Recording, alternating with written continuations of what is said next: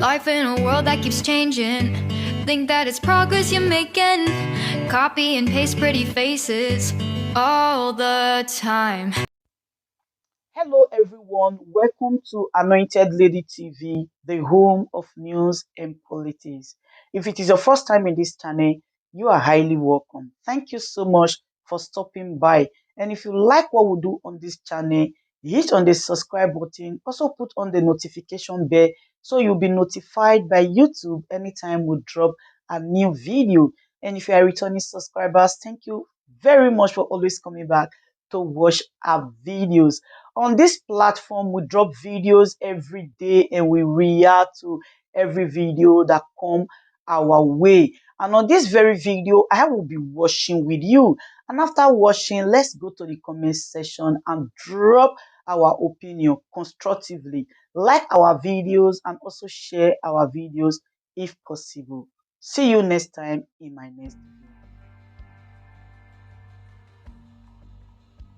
The indigenous people of Biafra's continuous demand for succession of Southeastern Nigeria breakaway has continued to threaten the sanctuary of unity and sovereignty of the nation. The crisis has escalated to what many would have never imagined over the years. In recent years, disruption of movement, attacks on government institutions, killing of security personnel and political figures have continued to ravage the region and have disturbed economic and stability within the region by the agitators. The government, while reacting to the agitators, has named the organization as a terrorist organization and have its leader detained despite the recent court judgments. Recently, the presidential candidate of the Labour Party, Peter Obi, has said the best solution to end the crisis doubling the Southeast is negotiations with the aggrieved agitators. Sequel to this, our interview with some Nigerians also agreed with Obi's view. If we cannot settle on the battlefield, it's on a round table you can settle it. So if we cannot, since the thing is persisting, and let us hear what they want. Let us hear and let us know what to do about it, so there can be peace in the country. And they may be agitating for something, which maybe government can answer them. Is Obi coming to negotiate for Biafra? I think it's a good comment. If he make that, it should be a good thing for him. And we are praying we are praying is success all about this coming of election. And that is what I... Although some Nigerians also demand the full wrath of the law to the constitutional designated terrorists who have violated the law by their actions. Crime, where killing is involved, the sanctity of life should be respected. And in a case where people are setting out goal and you are setting goals with destruction, it shouldn't happen. So anything at all, anytime at all, killing is involved in any agitation, they should be punished. Many Nigerians have also blamed the current economic situations, lack of education, and trust in the government as the major roots of agitations across the nation and demand more from its leaders. The first thing you should look at is what exactly brought this issue of militancy and all those stuff. And when you settle that, I bet you won't experience more of all those things again, because if you block the way, if youths, for example, the youths that are agitating for this thing, that are banditry and all those, if they have something doing, it is very difficult for them to go and be carrying rifles and up and down. But if not, if you don't do that, and you said, okay, you want to go after them by using forces, I mean soldier, police, and all those stuff, you will not, at the end of the day, you will not achieve anything. So the best thing for you as a government, is sitting down with them, negotiating. Okay, what are the way out? They are the ones carrying arms. They are the ones that have best. They will explain to you the reason why we are doing this. In respect of Peter Obi, how he has been the only figure in the mind of common Nigeria, among all the major candidates that we see that they are up to 3. We have the APC, we have the PDP, we have the Labour Party. Beyond that, if judging from the depth of our conscience, Peter Obi is the only man that the common Nigeria will say, I will go out there and queue in the sun. But looking at it philosophically and historical background, on me, I'm seeing this election just like the view people are having that it's only rigging. I'm seeing it to be an election of former election in respect of this Yoruba man that was denied Abiola. A lot of persons are referring to that level.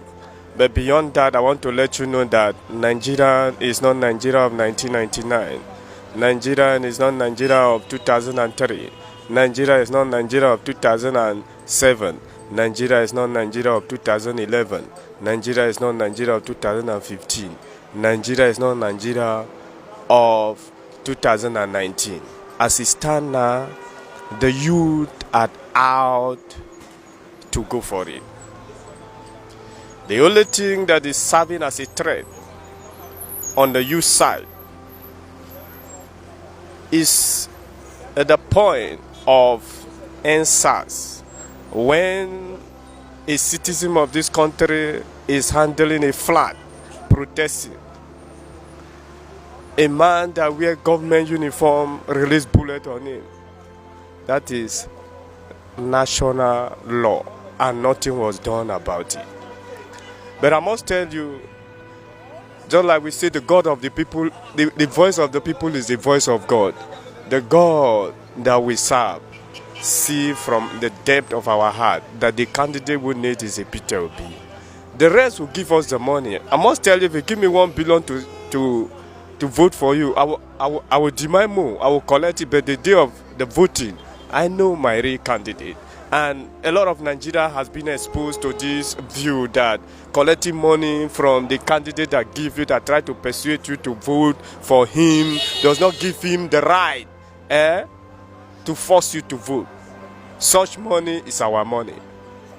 So as it stands now, in all ramifications, I must say, I will speak in God background, that God has already chosen his candidate, and if you ask me, I will say it's Peter Obi. Fairness demands that 8 years of Buhari as the head of state, power should shift to southern part of Nigeria. Are you with me? Okay, that's fairness. Now, in the south, we have 2 prominent contestants. That's a Tinubu from the southwest and Obi from the southeast. I guess life has to do with experiment. Over a long time, we had always practiced what I call government of old men. Okay, and the fact was, as at then, people had always assumed that once you are old or very old, then you have all it takes in terms of wisdom and so on and so forth. But then, since change is the only thing that is constant in life, the West and Americans are come to realize that, look, let us also experiment people that are like 50, 45 to like 60. Okay, let's take it like 45 to 65. No longer people that are like 70 upward. And when they tried, they realized that these people actually did things much more than the old men that they had always relied on. I very much want to believe that the Nigerian electoral system has come a long way. It has come a long way through a long period and process of metamorphosis, whereby it will become very difficult in 2023 for us to go the old way again, using the old order again of election rigging. Anybody who wants to win election should go down to the grassroots, canvass for support from the electorate. And if the Beavers technology and system that INEC has informed us that they want to deploy for the 2023 election is actually used, then whoever wins will be someone who would have come through the ballot box from the wishes of the people, not through rigging. By me looking, I see that P2B will win because his former work, you understand, he did well in Anambra State, and believing that if he come to power, he will do well again in this country. Obi is actually capturing the mind of so many youths. And INEC had revealed that on their database, we have over 65% of youths registered voters. So if we have 65% of youths as registered voters, then it means that Obi will definitely have it if fairness is there. Do you understand? Because I mean, we are talking about somebody that can get up and do something for you, and not somebody that will not, not somebody that be struggling. The position of a president demands that you should be strong enough to attend meetings in the night, in the day, in the afternoon, whenever you are called upon. Only on exceptional cases that you should ask your VP to go and attend those meetings for you. You understand my point? So when you are bringing on a man that is already struggling at 89 years plus, what do you expect?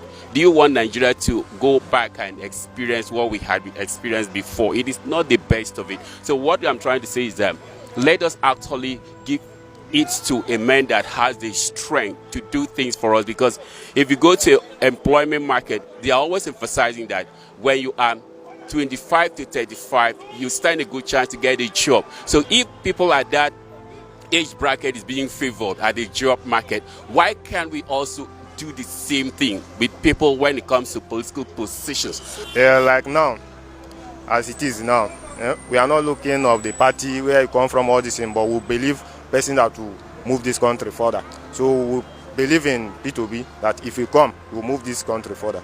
Obi is a great Nigerian leader and patriot.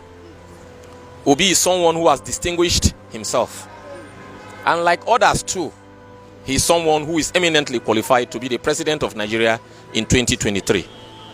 However, it is not for me to decide who will be the president, but for us Nigerians collectively to decide who will be the best, who will be the next president. But I will advise Nigerians, go on that day, cast your ballot for the man you feel is the best person.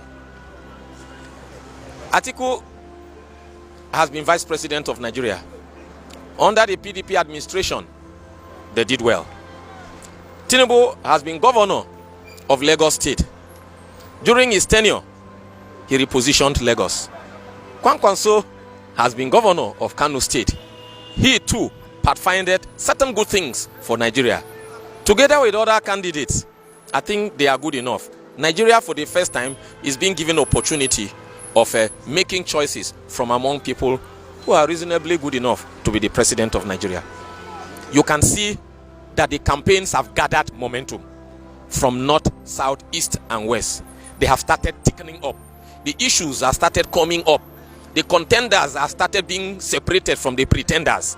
And we can clearly see that the issues that are before the various candidates and the various political parties are clear. Economy, unity, security, and the future of Nigeria.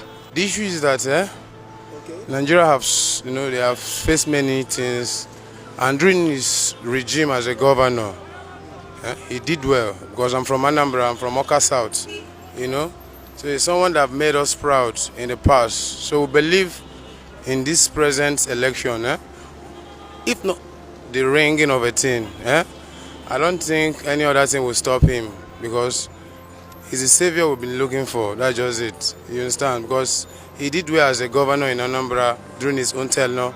So being a president of Nigeria, I believe Nigeria it will turn Nigeria around. So if not the ringing, I believe the next president we're expecting is P2B. Yeah, he's going to win. If there is no any mago, any manipulation, I believe he will win. Yeah, with the love I'm seeing from the north, because as you see, we are in the north houses, it's somehow it's part of the, because from the east we call them north. Forget about any other thing. So I've been to Kaduna, I saw the love they showed him, I've been to even the side like Kano. I went to Kano like 3 weeks back, The love they are showing him over there shows that, everybody is for him. But just the ringing of a thing that will make him not to win, that's all. Peter Obi is the only hope Nigeria have for now. Two people contesting with him are old men, worn-out men. Nigeria is at the brink. Nigeria is at the precipice. So we need a young, vibrant man. And that young, vibrant man is not person than Peter Obi. Why am I saying so? Economically, he's an economist. He's grounded. Not that Peter Obi, just like my father say, or Olusegun Obasanjo, not that he's a saint, but he's the best. To take Nigeria out of the fry pan we are. Remember, Obasanjo said, okay, Obasanjo said something that under this administration, Nigeria went from fry pan to fire. It is obvious. You can see it. Before 2015, dollar was trading at the rate of 160, 180 to a dollar. Naira was trading, at the rate of 160, 180 to a dollar. But today it's 750 to a dollar. So you see, truly Nigeria is heading to Somalia under APC. And to head to Somalia, the more if you vote Emilio Ko. This Nigeria is not turn by turn. Nigeria is not Emilio Ko. Nigeria is no man pocket. Nigeria is a Nigeria produced by the Nigerian youth. The Nigerian youth has spoken. We need a new bred Nigeria. We need the narrative need to change. And that changing of the narrative is by voting Peter Obi. It's not a tribal issue. It's not a religious issue. It's a movement issue. Are you getting me? Nigeria needs a vibrant leader.